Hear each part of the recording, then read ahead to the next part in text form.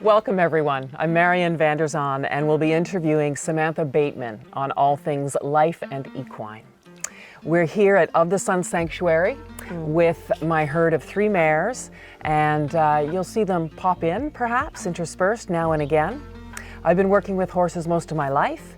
In my 20s, I was a wilderness horseback guide in the Chilcotins, a carriage driver in Victoria, and a sleigh driver at Big White, just outside of Kelowna. I owned horses in my 20s, rode through my 30s, went through a life-changing accident, and have come to owning horses once again in my mid-40s, and life continues.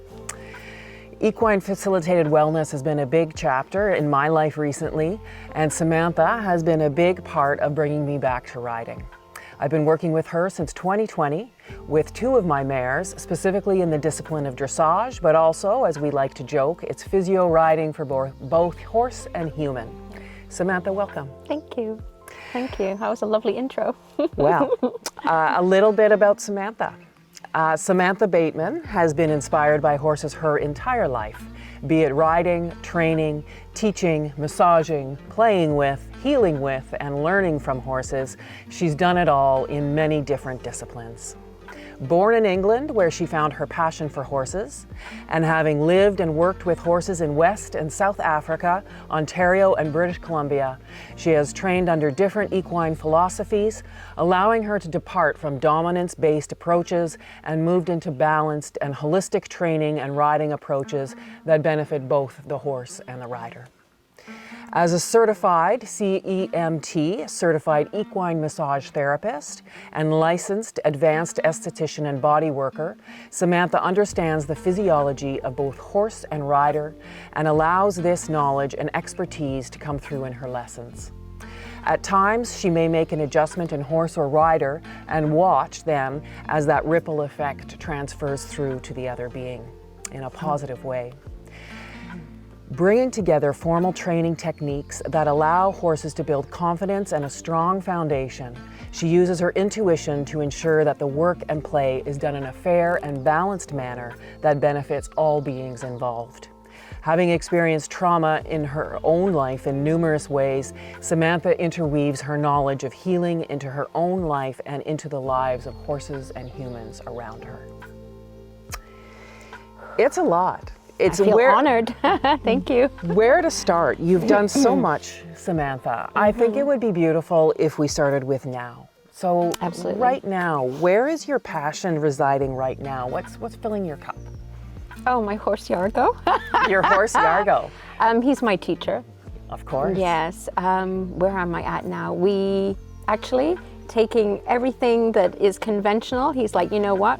We're doing it this way, and I learn from him every day. I love dressage, but I have learned from him that it's not always a conventional path. It's not a linear travel, and it incorporates so many other beautiful aspects. I wanted to progress up the levels with him. I wanted him, because he's a Canadian, I wanted him seen, I wanted him to be out there. And he said, no, this doesn't really work for me. And so we had to really just communicate. I had to listen to him. I had to facilitate the opportunity for him to have a conversation and to tell me what worked for him and how we can do this best together. And that way that we can both shine in it. That's beautiful. Yeah. It's beautiful. Yeah. And I think really this ability to pivot and stay in the present moment and in the flow of what's needed for horse and human both. Right. It does come from a lifetime of experience. Most definitely. Right? Yes.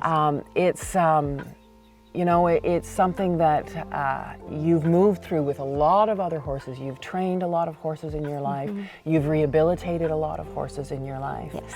And I know that you've also had a very challenging life in terms of traumas that you've experienced, be they in relationships or be they through accidents. And I know that horses, you've said to me, horses have saved my life. They have. And Horses so have.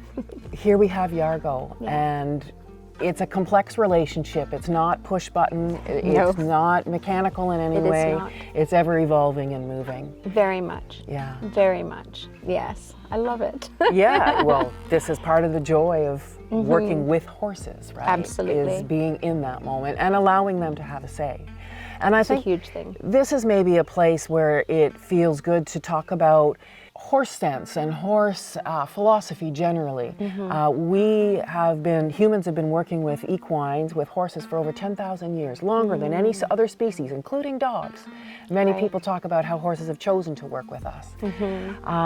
But we also have a long history of humans training and working with horses through dominance, Yes. through forcing, through defeating, through shutting the horse down. And can you talk a little bit about your experience of how you've experienced that kind of training and how you turned away from it and moved in another direction? Well, I have a little story that kind of was pivotal for me personally. Having been trained by a lot of European trainers who were brilliant, but it was very much, you learn it the hard way, and the horse must comply. I had a lovely little horse named Charming Guy. It was a little thoroughbred off the track. And we were doing dressage and we were doing jumping and other things. And one day, this is a horse, mind you, that I thought absolutely adored me, loved me to bits. We cuddle, we do everything together. And we go to a Josh Nicol clinic that had come up. Josh Nicol is a phenomenal horseman in Alberta. But he was very young at the time and not many people knew him. And this was in 2005, 2006? Yeah, that's right. Okay. Yes, yeah. Good memory. Okay. And so a spot had become available in his clinic. Now, it wasn't something that I would normally go to, but a lady backed out and there we go. She said, would you like it? Oh, sure. Okay, I go. So the first day was in the round pen with Charming Guy. It was a 3-day clinic. We go in and I'm so proud of my little, my best friend in there. And the first thing he did was try to jump the round pen and get away from me. The minute I asked him and facilitated for him to have a conversation with me, and I think I was just in shock, that he literally was trying to say something to me and didn't want to be close to me. And it took about 3 days, I'd say. The third day, where working with Josh and him facilitating and showing me just how to open up that conversation and allow him to speak to me, to say where he's at and what he's having difficulty with. To allow him to have an opinion. Yes, which I had not done before. Okay. I thought I had. Yeah. By being loving and attentive, and I thought I had. I thought I'd always provided that. And it wasn't until that experience that I realized that I hadn't. And on the third day, he actually turned. That's an emotional thing, where he came in and actually said, I'm here. Yeah. And thank you for listening to me. That's beautiful. And that changed everything for me. Well, so much of work with horses and play with horses is about the relationship and the process of that relationship. Absolutely. I think we tend in our culture to be so focused towards end goals, but the real resonant, soul-affecting stuff is in the relationship and the process of that along the way. Absolutely. I keep telling my students, it's not the destination, it's the journey. And this is your life. Yeah. This is your life every day. What a blessing. Experience it. Be present. So with Josh, he opened up this new way of working with horse. In the first place, it was in the round pen, which I think was a new piece for you Very at new that piece time. for me.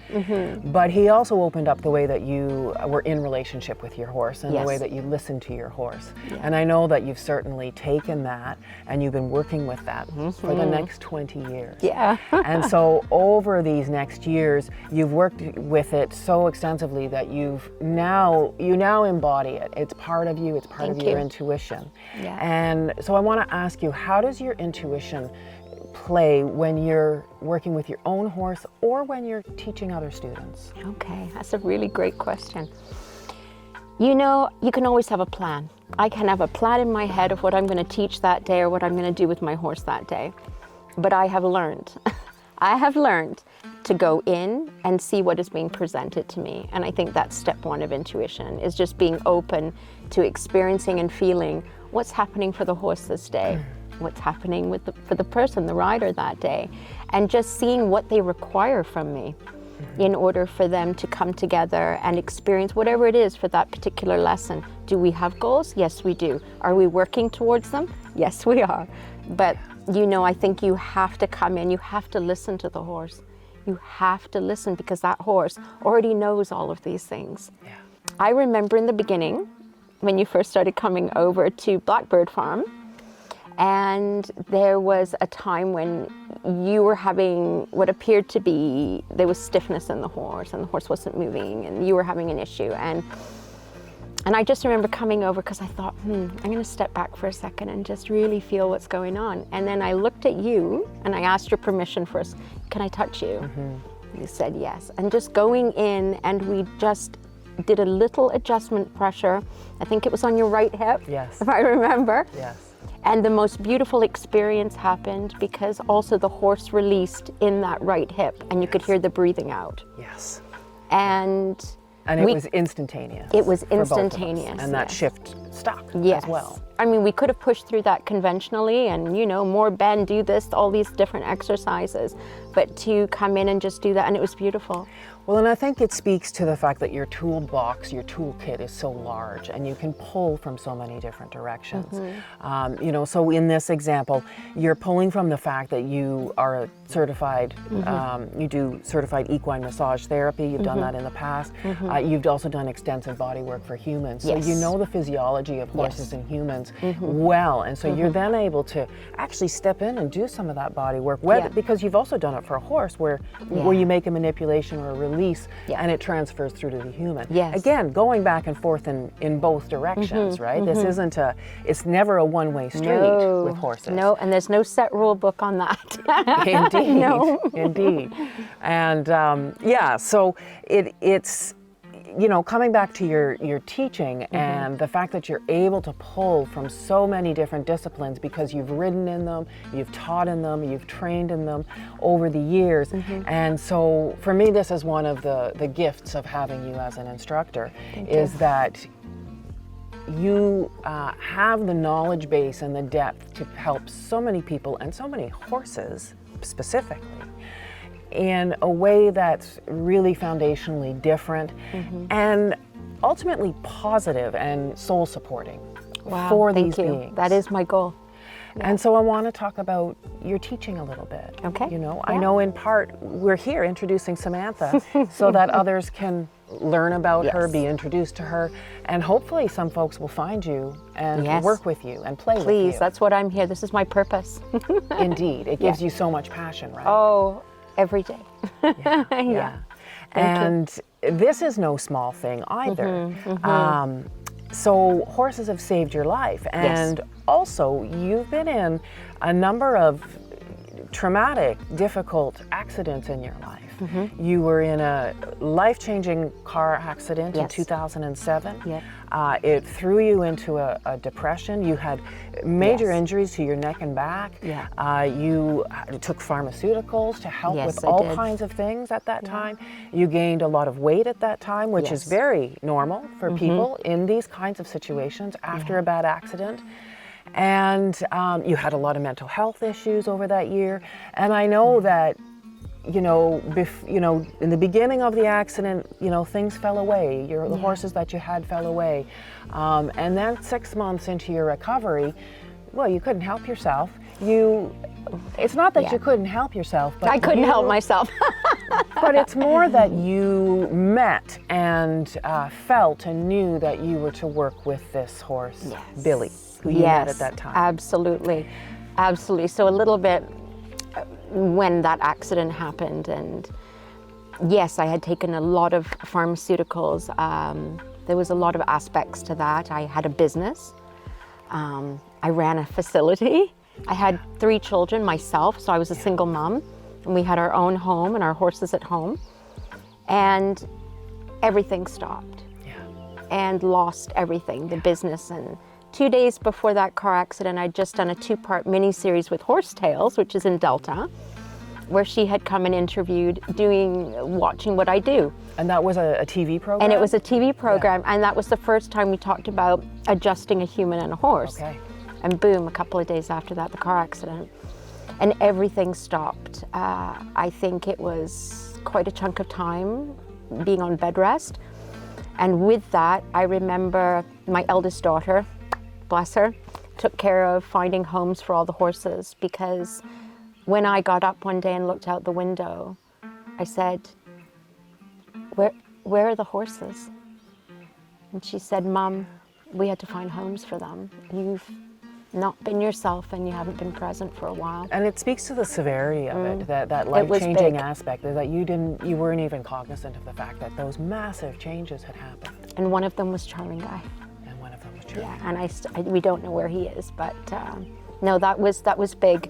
And I had to go, and I was asking, hey, I need another guide. And I met Billy. And he was a 4-year-old stallion who was very misunderstood. Pardon me. He was angry with people, and people were angry with him. He had done quite a few things to harm people, like with scars and so forth, and wouldn't let anyone get on. They tried. A cowboy had come and tried to back him and broken ribs, and they kept him in a stall with barbed wire because he was so vicious. And you can just imagine that he needed me and I desperately needed him. And we spent 6 months together where we just played in the round pen. I took all of that hard stuff from Josh, and I'm like, you know what? I can't get on a horse right now. Yeah. So this is what we're gonna do. And we played and we played and we talked and we played. So I would move him around in the round pen just with my body asking him to move his body. And then I remember one day, there was this pole in the middle of the round pen. And when I realized that he was taking this as fun, I remember I was moving him around, and all of a sudden he stood, so he was right to the other side of the pole. And I looked at him and I thought, you think I can't see you?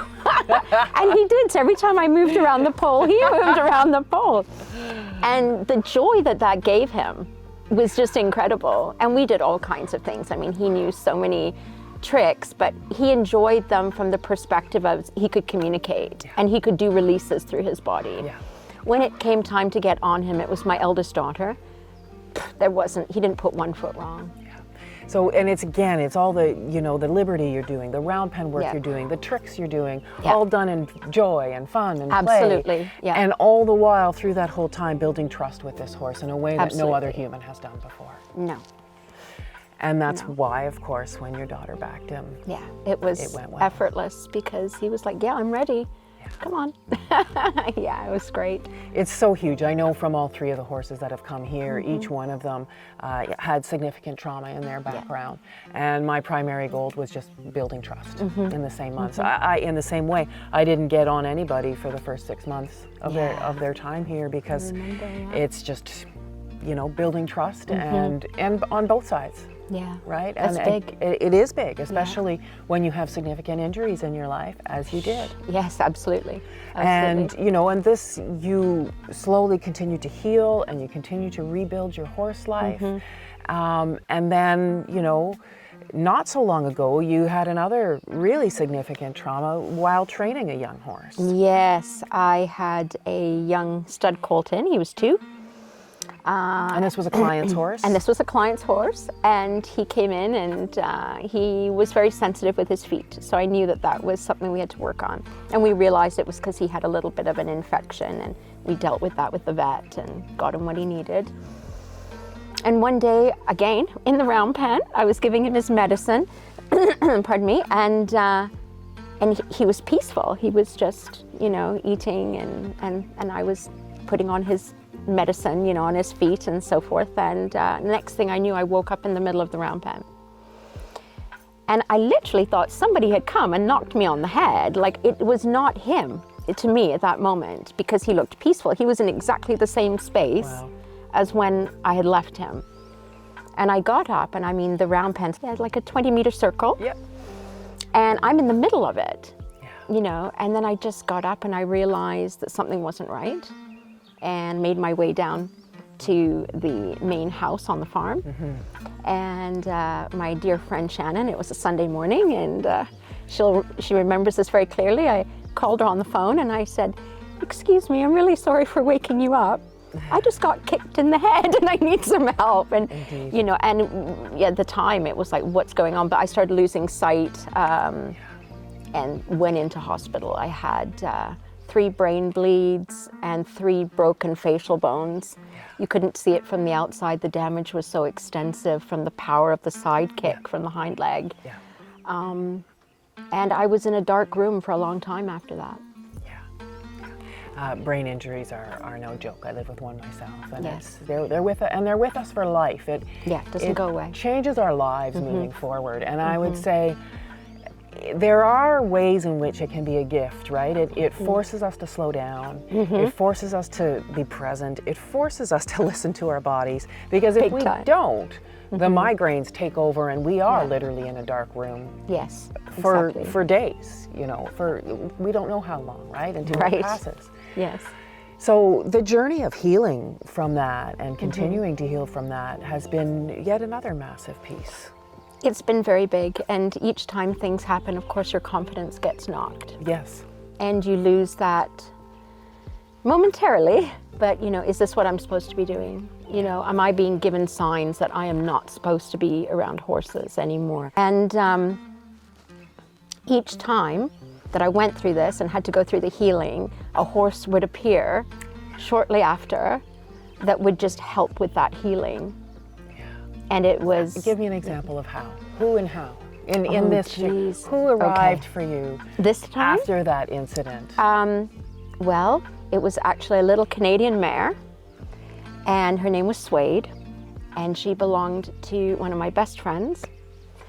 And she just was like, you can just come and just be with me. And eventually, I felt confident to get on her. And I guess the way to word that is she gave me some wings. Beautiful. It's beautiful. Thank you. Healing is not easy.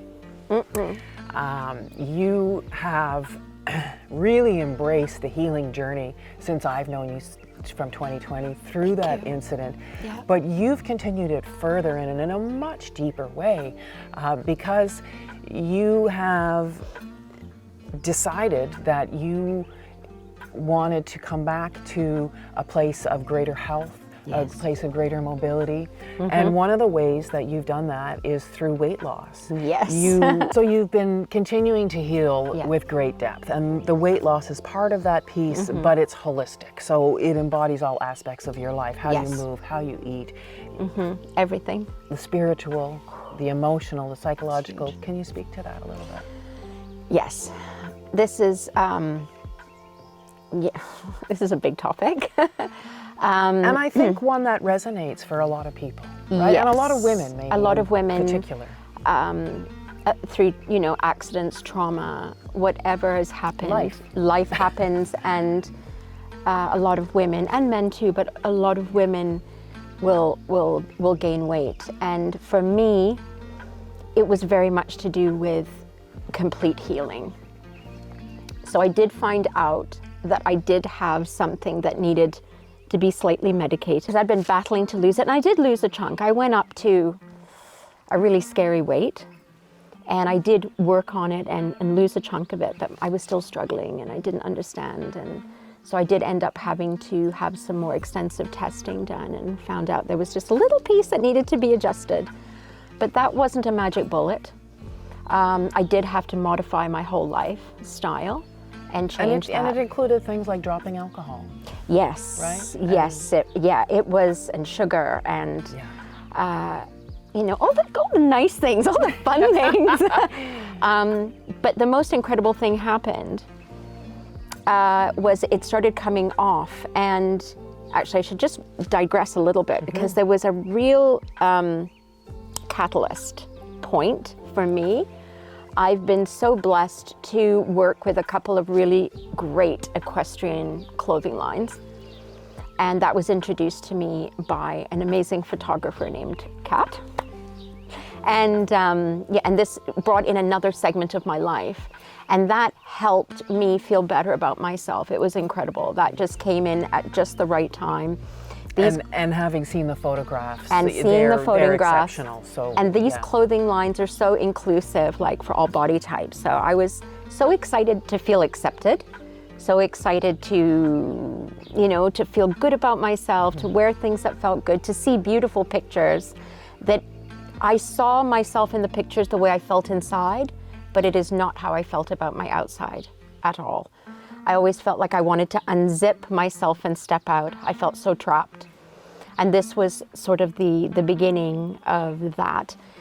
But as all things social media, there came a moment, you get negative and you get a lot of positive, but you do get negative. And a pinnacle point for me was there was this one person online, and she watched a video that I had and basically, in a few words, told me that I had no right riding horses at the weight that I was. And at first I was incredibly hurt and woo, you know, because riding horses was the only therapy that has ever helped me in my whole life. So to be told I couldn't be on a horse was Impacting at a core level. at a core level. It shook me, and the companies were amazing. You know, they wanted to know, should we take this down? Do you want it up? And I said, no, this is why I'm here. I'm here for all of this. And, you know, we all go through these things. And when she said that, it just really resonated, and it also made me investigate, because I thought, no, darn it, I am going to ride horses. And a part of what she was saying, I understood where she was coming from. And so I gave that gratitude, and I was very thankful, and I used it for a very positive, and it gave me that little extra push, and it's been wonderful. I think I've lost now about 140 pounds. Wow. And still a journey. You know, I'm 54, so it's a journey, and got to tighten it up now. But I'm so grateful for that moment, actually. That was an amazing moment. And what a piece of gold, right? You Absolutely. turned a piece of horse poop into a diamond, I right? did. Indeed you did. So, Yeah. I mean, kudos to you, right? Thank you. Yeah, Thank you. I know firsthand how hard this work is, and this healing work is, and it takes a lot of dedication and commitment. Yeah. And part of that, I think, too, is learning self-love and self-worth. Right? That's a big one. That's a big piece of the Yeah. healing. Yeah. You know, we've spoken about that privately, certainly, Yes. but it ties around this whole question of identity and how we live our lives with a particular identity, and then we have a major accident or a major trauma in our life, and how that identity can be pulled away. Like, for example, with your car accident in 2007, how you lost everything, like Yeah. literally everything. You became bedridden, and it removes your identity completely, and then you have to slowly build it up and decide what you want to keep and what you want to leave. Absolutely. But then Absolutely. recently, in these last few years, you've gone through that shift once again. Yes. But more around body health and Yeah. body shift and body change. And it's your own personal relationship with your body, but as you speak to with the social media, it also, other people are involved in how they interact Absolutely. with us. When you put yourself out there, you have to be open to that. And what I would love to, as another part, I believe that everything that's happened to me in my life has happened so I can have that experience and be of service to other people. That is a big thing. And the weight, as I lost the weight, something happened that I didn't expect. And that was that every pound I lost, or that took me to a body weight that was during a certain time of my life when a certain trauma had happened in my life, Yeah. it's almost like I relived it, and I had to let it go. So for all of that weight, I was releasing a whole lifetime of different things. Yeah. And that was really incredible. I am so grateful. That was Incredible and incredible hard and hard. difficult. Very much. I am going to dig in deeper here, Yeah, and I'm that's going to okay. say, I'm going to ask you, you know, because I think this is the crux of it, right? We all want to, it's easy for us to say, I moved through the trauma, but how? Can you give us a tangible example of, for example, when you're losing weight and something specific came up, and how did you move through that in order to let it go? Well, other than self-care at home and, you know, and doing my own spiritual kind of work with that, and being grateful and thanking my body every time. I was very, very grateful to my body. This is a big piece, right? Our self-talk to our own bodies is it was massive. big. I had to thank it because it was working so hard for me. And also I think we disconnect. Like, this is my body, this is me, you know, and to be able to bring that together. And to feel like, and to love yourself. You know, people throw that around like you were saying, oh, you know, just love yourself, self-care. What does that mean? What does it mean? Yeah. You know, how does that feel? Yeah. And so that was part of it. And the other part, as you're asking, is that I would, to be honest, I would go and be with Yargo, who has been the best thing and that sword in my, the thorn in my side, I should say, because whenever I'm sort of off kilter or I'm doing things, he's like, Yeah, boy, does he let you know. And at, 15, 1,600 pounds and at 18, 2 hands, he can do that. He can say no. But I would just go and spend a lot of time with him. And he really would facilitate that because he's a very proud, loyal horse. He's not a cuddly horse, but he's very almost, what's the word? Like this dragony kind of sentient being that just kind of facilitates the space and goes, you just do your thing. Whatever you need to do, you just do that. And so that's been a big part. And so this touches on equine facilitated wellness, which has certainly been big for me in my life, and I know for you too. And again, it's we have these horses in our lives. We're in relationship with us. They give us so much. They ask for so much. Oh yes. Yeah. And yet also they help us heal and we help them heal. It's always two-way, right? And so this equine facilitated wellness, here you have this horse and you wanted to compete in dressage. That was your original goal. I and did. Yet there's this tangent, if you will, except that it's not a tangent at all. Maybe it's the core of him helping you heal through in your life on a day-to-day basis.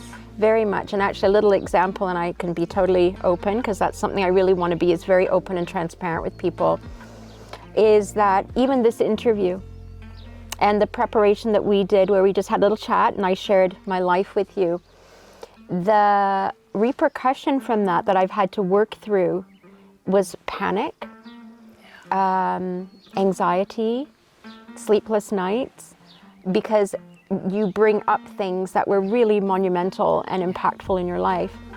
At the same time, Yargo was demonstrating panic, anxiety, all of these things as well, and he's mirroring it. And so I think he'll be very happy today because we're doing this interview, and I think he can also match me on the fact that he will. We're both on magnesium, we can all let it go. We can all let it go. But that's how real and how this work is every day. It's not that I'm sitting here going, oh, I lost this weight and I've done this and I'm all better. Like, this is continuous, and having a partner who's there for me, a four-legged partner, because I do have a great husband as well, but a four-legged partner is incredible, and he really does. Step up. He does step up. That's beautiful. Yeah. It's beautiful. I want to talk about Canadians briefly. When did you discover Canadians? And I know that you've become deeply enamored with them. Yes. So when and why? Okay. Well, I had just moved back to the island, and when was this? So I moved back in 2011. Okay. Came back to the island. I think it was about 2013. I met this lady, a good friend of mine. A very good friend of mine, Shannon, and she had Canadians. And to me, they all looked the same because they were all dark and they all looked the same. And I was like, oh, and I found that, they didn't seem to be particularly open to, and they seemed to have trauma. All of them were not very happy about something. And so she, was kind of like, well, let's see what you can do type thing. And so I started working with them, totally just round pen and groundwork. And boy, did they make me work harder than them. Like, that was the first thing I noticed. It was like they would just sat back and they're like, okay, you step up. Let's see what you have to say first. And that was the beginning of the journey with them. And the one thing that I've noticed with Canadian horses over the years is that if you are authentic and just and come from your heart and you give to them, not only will they match you, but they will supersede that in partnership. And it is not for everyone. For someone who believes that, horses maybe can be on the side or you can put them away for a while. If this is, they do demand a completely full, authentic relationship in every way. Yeah. And just so folks know, the Canadians that we're talking about is a breed of horse. It is our Canadian horse. It's our national horse of Canada. National horse. Yeah. And our numbers are low. Yes, they are low. Canadians. They are we're low. just, we're hovering around 2,000. So. Wow. Yeah, that was the last stat I saw. Jeez, that's amazing. Registered. So, that's true. A lot of people don't Yeah. It's an amazing, and I promote a lot with the Canadians. You do. I've done, lots of video work And with you've them. worked with a lot of Canadians With a lot of now. Canadians Yeah, now. yeah. I've met quite a few on the island, that's Yeah. for sure. And they all had the same request. Even at different levels of whatever they've gone through, the request was, okay, you're asking me for my opinion. Do you really want to hear what I have to say? And it's just been crazy. It's been an amazing journey. It's still every day, I'll tell you. There was a mare that belonged to Shannon. And I remember the first time putting her in the round pen, and she just lost it. And I remember standing there just looking, and she was almost to the point where she was just losing her brain in a way that she thought would scare me. She was just like, "Whoa, I'm just gonna lose it." And at first I was just looking at her, right? I'm like, okay, what's going on here? And then she stopped and she just looked at me and she goes, "Why are you just standing there looking at me?" And I just looked at her and then I said, "Well, do you want more from me?" And she came over and she was like, "Yeah, I absolutely do want more from you." And that was sort of a way to me that was just so black and white. Yeah. Even I have a little 1-year-old Canadian filly who's actually a sister to Yargo, the last of that stallion's offspring. So we called her. In the Canadian world, you have the farm name in the registration, then you have the sire's name, then you have the name of the horse. So Yargo is Woodmont Triton Yargo. And so the baby's name, I named her Luminess. So it's Woodmont Triton Luminess, meaning the last light, basically, of that stallion. She, however, as beautiful and light as she is, also demands every day. She makes me accountable. It's very interesting. The Canadians are not for beginners. No, you no. definitely need experience Yes, you do. to step in and be in relationship with them in positive ways, because they do ask for a lot. I think horses in general, especially Canadians, they're not for the faint of heart.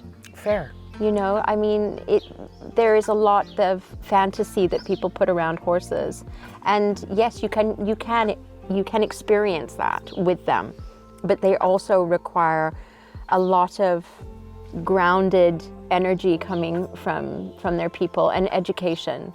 I think that's very important. I mean, as you know, I'm very spiritual with things as well. Yes. But I'm very grounded with it and realistic, and they are in an animal embodiment and therefore have instincts and require, assistance and help and understanding from an educated owner. Yeah. Absolutely. Yeah. In order for them to thrive. Absolutely. Let's talk about your teaching. I want to start by talking a little bit about how you started teaching. So, coming back to the beginning, I know that you worked with Manfred Hundert, Yes. who was breeding, teaching dressage, and that's where you started your level 1 coaching. Yeah. But I know too that just around that time, you had another horse, Magic Mark, who was very special to you. And can you talk about Magic Mark and then that move into where you started teaching and training to teach? Yes, that horse saved my life. I can honestly say that. I'd had a really rough teenagehood, as a lot of people had, and he came into my life, and if it hadn't have been for him, I might not be sitting here today, to be perfectly bluntly honest. I had put myself, due to trauma from childhood, into quite a tizzy, and having him and knowing that. And can I name it? Can I name it and just say that you were in an abusive relationship? Yeah, I had been in an abusive relationship and had other very big physical happenings in my life from being a child into being a teenager. Yeah. And and so I was very all over the place, and going through it, and knowing that I had a horse was the reason, to be honest, why I came home. He saved my life. So you were able to pull yourself out from a situation, A very bad situation. a very abusive, trapped, imprisoned situation. I was imprisoned, yes. And you were able to escape from that situation, and in large part it was your horse that brought you out. It was. I figured how to get out of there and get away. And your horse brought you home. And he did. He So did. much gratitude, right, for these. It's an emotional topic, that course. one in particular. But yeah, and then we ended up, I met Manfred, and I actually took my horse there. I was able to take my horse there while I was a working student. And I learned a lot. He actually demanded, he was a German man, demanded that we had to do our coaching program. And that's where your training for teaching That's where started. it first started, yes. And then, Mark was a big part of that. And then Magical Mark, I had to sell him to assist family, and we were moving to BC from Ontario. And that was a hard one. He was the first horse that I had ever had as a baby and backed and done all of that myself. I had to sell him to leave. I didn't want to. And a little sad bit to this, I thought I'd found him a great home. And I, just before we left, found out that he wouldn't let anyone go near him. And so I went and made sure I gave him a lesson and everything. And then once we'd moved to BC, I found out that he had been put down because it's a bit emotional, but he didn't want to be, he had been of service and had been there for me, and he didn't want to be with anyone else. Yeah. He really saved a lot. I say. He saved you and broke your heart too. Absolutely. Really saved my life. But with the teaching and coming from that, I did start my level 1 coaching. And I did not pursue the Canadian program.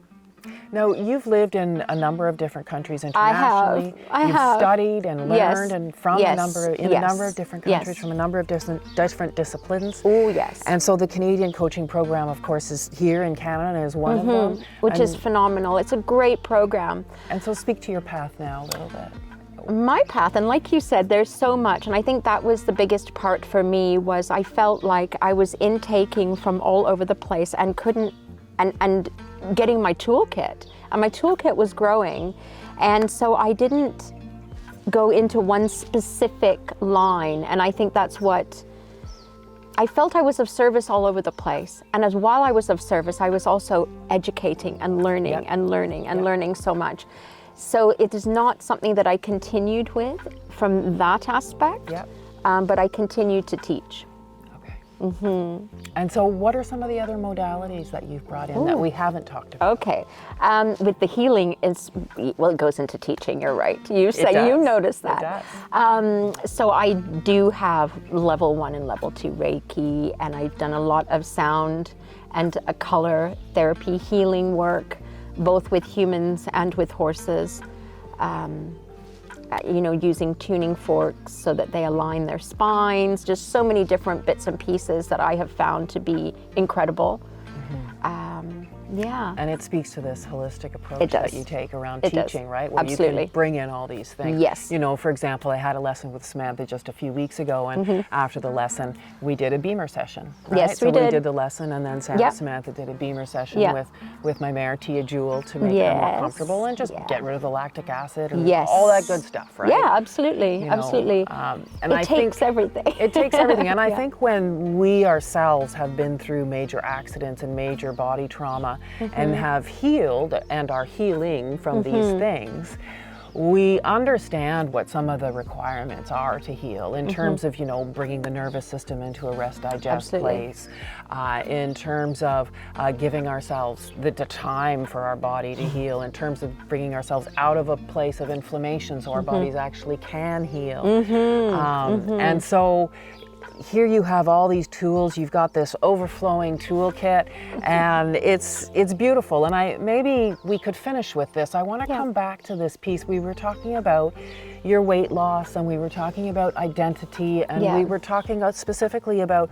you mentioned that one of the tools that you use is gratitude for self, the self-talk that you give to your body. It's huge. So instead of the typical, as we women often do, of, oh, you're not good enough, this isn't fit enough, toned enough, whatever the case may be, instead letting that all go and focusing on the gains we get and realizing, wow, thank you for healing, thank you for that little bit of extra strength. Oh, absolutely. And the reality is, and this is founded in science, the reality is that when we can change our self-talk in those positive ways, our body gets stronger, faster. Very much. It heals faster. Very much. And it speaks to this practice of gratitude, which I believe is a daily practice for you. Oh, it's a daily practice.